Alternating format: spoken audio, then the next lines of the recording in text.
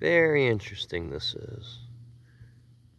Maybe somebody else can tell me exactly what I'm looking at, what type of, dare I say, moss this is, and if it could possibly have anything to do with the wacky weather that we're having, because if you look right there, you see what looks to be fresh growth or undisturbed growth because of the, but I don't know.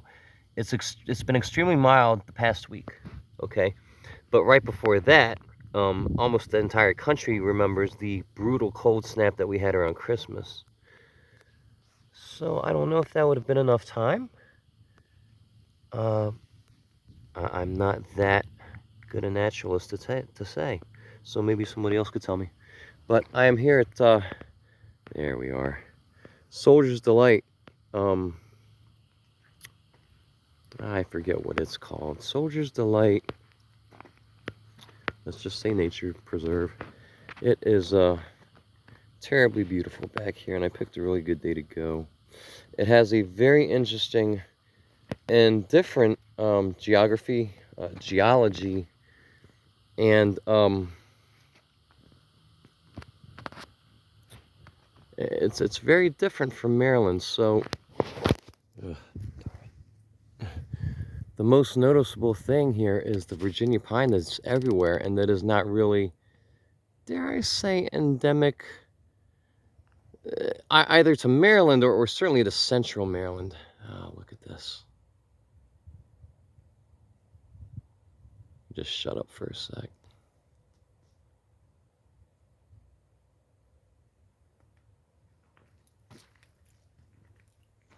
Just gorgeous. It's hard to believe this is Maryland because it looks so much different.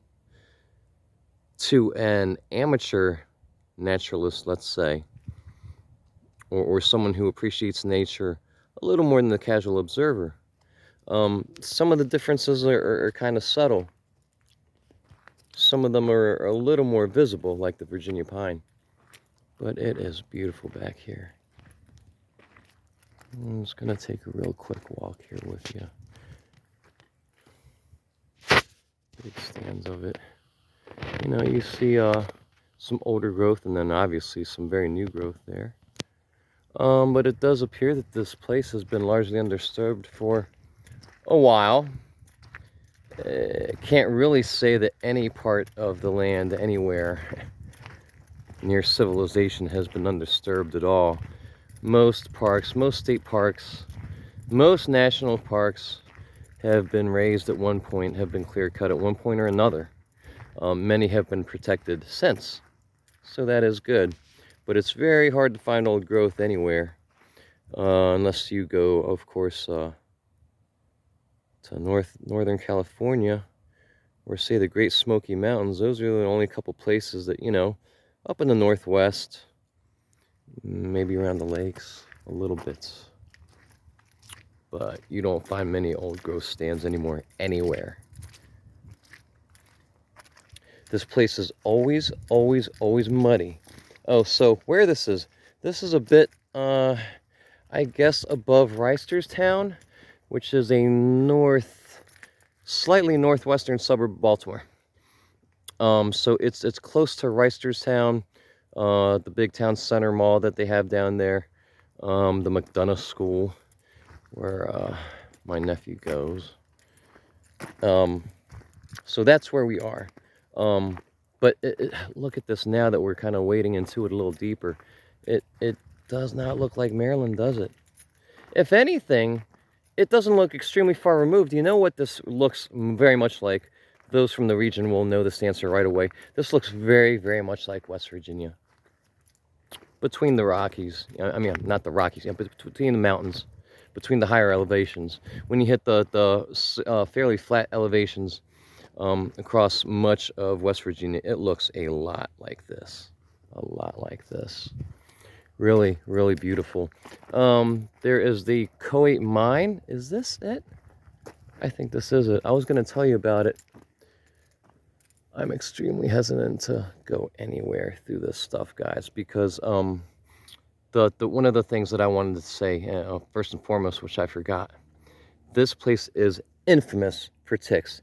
Infamous for ticks.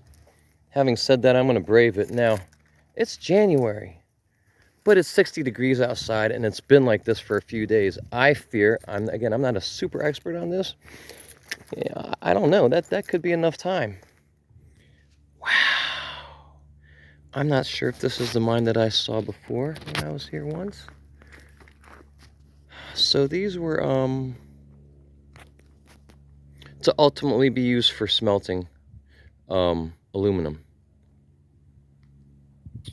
So, you know, these are the remnants, of course. Kind of got to watch your step. And, you know, these don't bear any semblance to what they once looked like. But it's pretty neat that they've been kept and preserved. And, ooh, this is a little, ooh, let's look at this. Wow. That's pretty neat. It's hard to see. Well, you can see about, ooh, you can see the shaft. So it goes down, I know you're seeing pretty much blackness. It goes down about 15 feet. And then at the base, beyond that, what looks like to be some kind of pipe rod or stick, right to the right of that, kind of, turn it that way, to the right of that, you can see a shaft. But it's hard to make out here. Sorry, guys, it is what it is. There's a lot of contrast in this. This might help. There. See it? There's what looks to be a ladder leading right into the shaft. Really neat. Anyhow, guys, I'm probably going to cut this short pretty soon. So this is Soldier's Delight Environmental Area. NEA, I think. But it's part of a state park system. It's not a national park system.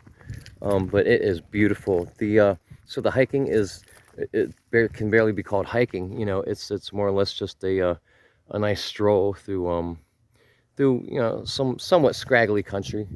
But it is really, really beautiful out here. I'm really glad I came out here today. Could have made a slightly better quick video for you guys if the sun cooperated, but that's okay. We take them as they come, don't we? Really, really beautiful. Here's a little depression. So this was probably, of course, created when the mine was dug, and eventually rain worked through over the years and created a I forget what you call it. Oh dear, what's the word? I'm stammering for words today. You know, a back end where the water would come out. But just a beautiful area, and it's just so striking because most of Maryland, most of Central Maryland looks nothing like this at all, really. And the last thing I want to say is this place looks a lot like it does in the summer as it does right now. So you know, you do have some short to mid height grasses, just lots of various scrub, but little you know, hardy deciduous vegetation. Of course, most of the trees are coniferous and not deciduous. So you know, you've got one there, but I can't tell. Is that a, no, that looks like a dead, no, I'm sorry. Yeah, that's deciduous, of course. You can see the leaves on it. But there are more pines, I think, than not. You tell me. You know, you got little mixed stands here and there, so that's good. It's a healthy ecosystem. You know, one species of shrub, one species of tree doesn't necessarily dominate.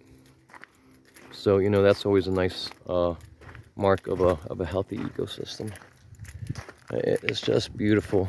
I just kind of want, let me see what's kind of at the sunny part up here and see if we have another little different view for you. If not, we'll wrap it up real quick.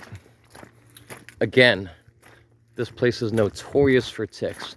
I've been checking myself about every 8 minutes or so, and I still expect to walk out with one even though it's January.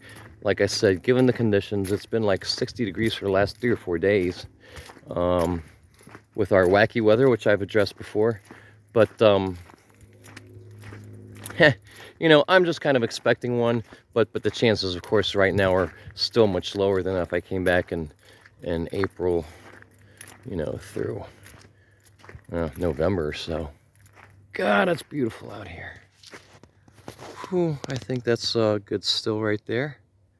I love dead things, of course. I love living things as well. But I also like I appreciate the whole cycle of life. Just beautiful. This NEA is so green. It's just really nice to see in the middle of January, isn't it? It is too beautiful out here, guys. This is a very underrated place to nature in central Maryland and very close actually to the city of Baltimore. Just beautiful. Wow. All right, I think that's about it. We're going to wrap it up. We will see you on the next one. Sorry it's been so long.